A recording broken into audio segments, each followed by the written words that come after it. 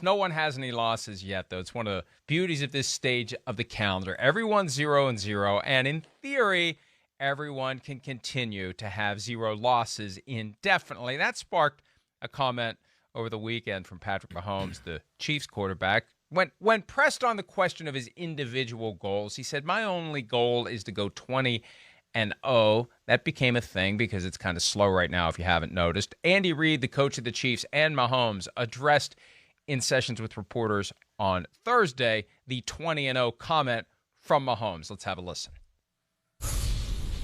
He was asked, what would be a great challenge for him, and to work for. And so, 20-0 made sense. But I mean, it's he wasn't boasting about it. That's not what he was doing. But he just said that would be a great challenge, which it would be. I mean, we've got a pretty stiff schedule and some great competition that we're going to play against. So I felt like he was really saying, listen, we all need to get busy and work our tail off because of that. So, what was your teammates' reaction when the news of that started going around?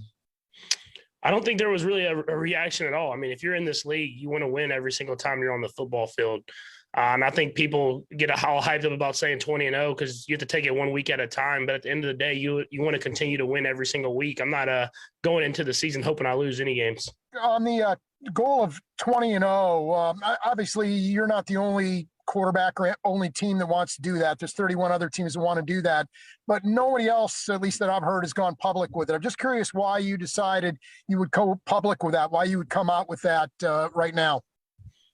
Yeah, I mean, I believe the question I was asked was what record that I would want to break. And to me, records don't mean anything if you're not winning that last game at the end of the season. So to me, it's about going in every single week with the mindset that we're trying to win, we're going to win. And at the end of the day, whatever the record is, if it's 20-0 or whatever it is, you're winning that last game of the season, then you're going to be happy with whatever happened earlier in the season.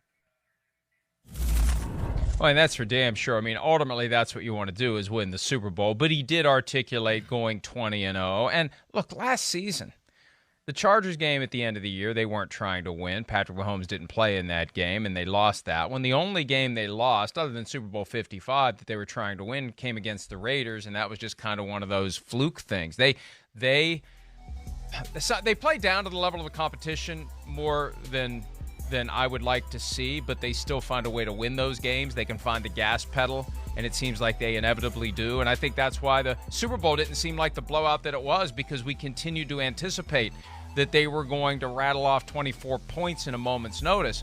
But, Peter, of all the teams out there, and I think PointsBet has the odds at 40-1 for the Chiefs to go 17-0 in the regular season, and for the Bucs, it's 50-1.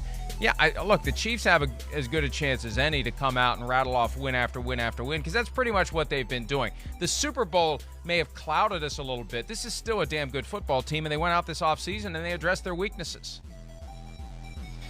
No team took one position group, I would say maybe other than New England in the tight end position, but no team took one position group and improved it the way the Kansas City Chiefs did with their offensive line.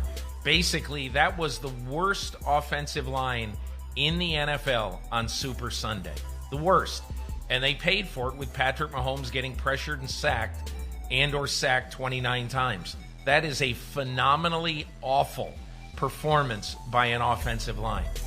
And what Brett Veach did, obviously, is come out, and when you add Joe Thuney, Orlando Brown, and very likely at some point, a solid rookie center in Creed Humphrey, they have done a tremendous job in rebuilding a very, very weak part of their team. Now, about 20-0, here's the way I look at it. To me, who makes a big deal of this?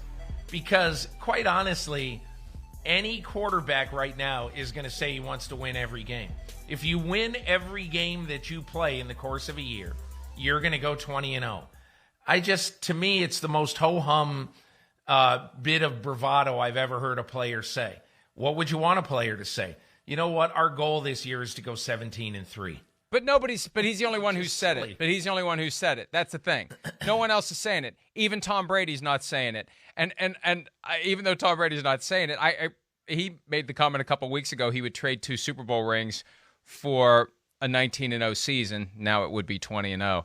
I think for him, that's one piece of unfinished business that maybe he won't articulate, but that he would surely love to do. Yeah, he wants to get to number 8, but if he could get to number 8 and not lose a game along the way, and they're bringing back everybody, and that it's just that drive from Tom, and Tom internalizes a lot of that stuff. But yeah, everybody wants to win every game possible, and this year it gets harder because there's another game to play. 17. We've never had 17 regular season games. Chances of anybody navigating their own schedule successfully through 17 weeks and then through the postseason, very slim. Very slim. I mean, it hasn't happened in 50 years.